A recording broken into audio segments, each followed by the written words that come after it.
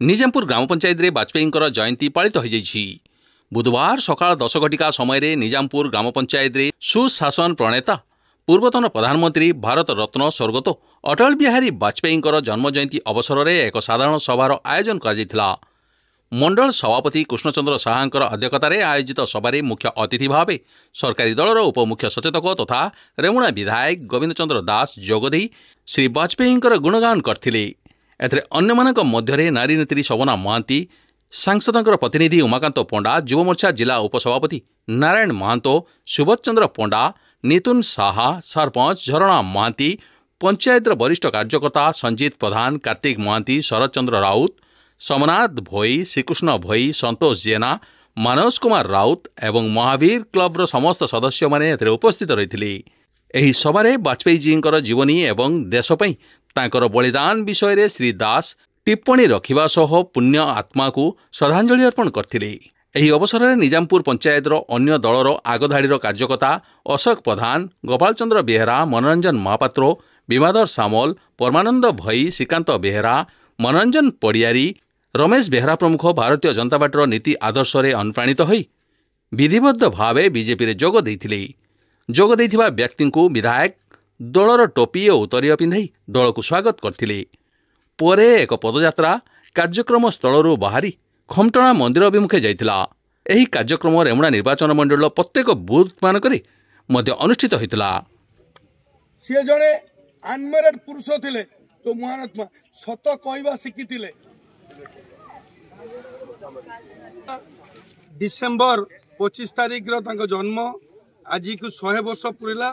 पूर्ण आत्मार अटल बिहारी वाजपेयी आज 100तम जन्मदिन उपलक्षे आम समस्ते श्रद्धांजलि सभा अच्छु। निश्चित समस्त को धन्यवाद देमी। आज जो माँ माने राजरास्ता को रास्ता को आसुचंती से तांकरी दान हमर पूर्व वक्ता कहते शोभना महांती कहते ये जो आम खंडे खंडे मोबाइल धरीचु फोटो उठाऊचु ये भी से अटल बिहारी वाजपेयी ये टावर बसैकी किमती लोक मैंने अमेरिका थिले भी बहुत कम समय भितर पिला कथा ही परिबा से सिस्टम जी शुणुला भी पैसा दौला जी रिसीव करूला कहूला भी से भी कर आम जो बालेश्वर ये सत्र नहीं बहुत वरिष्ठ लोक मैंने मो माँ मैंने जो मैंने पुराना लोक अच्छा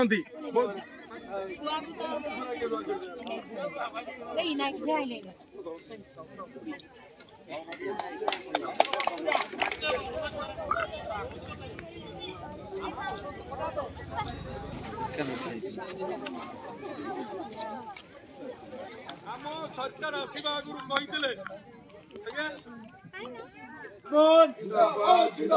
बीजेपी जिंदाबाद, भारत माता की,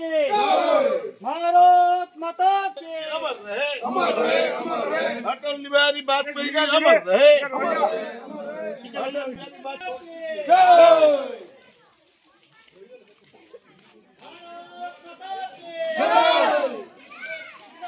जिंदाबाद, जिंदाबाद,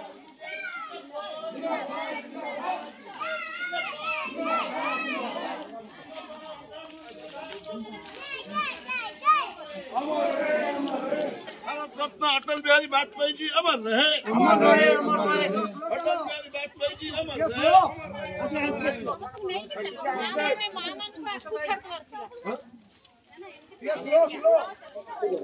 आज अटल बिहारी वाजपेयी 100तम जन्मदिन उपलक्षे 1924 मसीहा डिसेम्बर 25 तारिख दिन जन्मग्रहण करते प्रकाश ठारे आज 100तम जन्मदिन उपलक्षे आज आम निजामपुर ठारे आम बागाजदी मंडल तरफ गोटे पदयात्रा कलु बाबद जो अटल बिहारी वाजपेयी भारत रत्न से जड़े समाजसेवी थिले, जड़े एकाधार जड़े कवि थिले, से राजनेता थिले। तेणु अटल बिहारी वाजपेयी बाबद जिते कहले भी कम हम, कारण से कहते सेवा ही परम धर्म, सेवा कले ही लोक आगू जापारती। निश्चित पूर्ण आत्मा आज पुण्यतिथि निश्चित अटल बिहारी वाजपेयी बाबद ये खाली कहूँ जो मैंने आज अटल बिहारी वाजपेयी अनेक काम कर 3 थर से प्रधानमंत्री थे से भारत रत्न पाई स्वर्ण चतुर्भुज हो अंत्योदय कथा हो आप सर्वशिक्षा कथा हो आम जो आज मोबाइल धरिकी बुलुचु मोबाइल की प्रथम केमती लोक मान पाखे पहुंचेवा कथा हो अनेक कथा